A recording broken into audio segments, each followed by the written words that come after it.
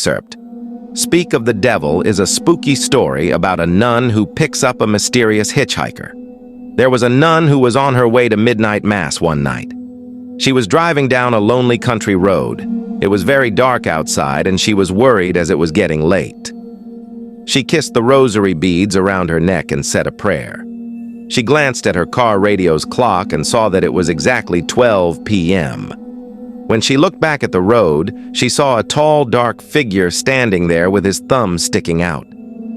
She was about to drive past, but she thought she could use some company, so she pulled over to the side of the road. The man walked over to her car and opened the door. He was very tall and thin, and his face was pale white. He wore a huge overcoat and a big black hat. "Do you want a ride?" she asked. He looked down upon her and smiled. "Why, sure. Where are you going?" "I'm heading to church for midnight mass," she said. "Are you going that way?"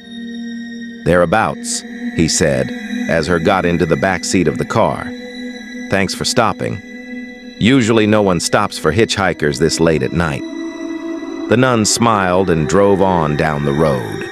On the way, she told the man all about her life and her faith. He listened and laughed once in a while. As the church came into view, he leaned forward and asked her to stop. "Are you sure?" said the nun. "I could take you a little farther." As he got out, he replied, "No, I'll be good right here. I'll walk.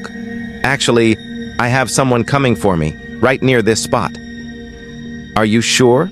she asked, as she had seemed to like his company. "No, but thank you, Clarice, for the ride." He smiled at her and then walked down the road. Then, she wondered, I never told him my name. She got out of her car and looked down at the tracks he left and screamed. Where his footprints were, there was hoof prints.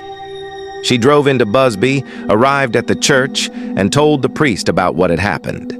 She showed him her car, and in the back seat, there was a devil's sign. The next morning, she was found dead in her car, right where she had dropped the hitchhiker off.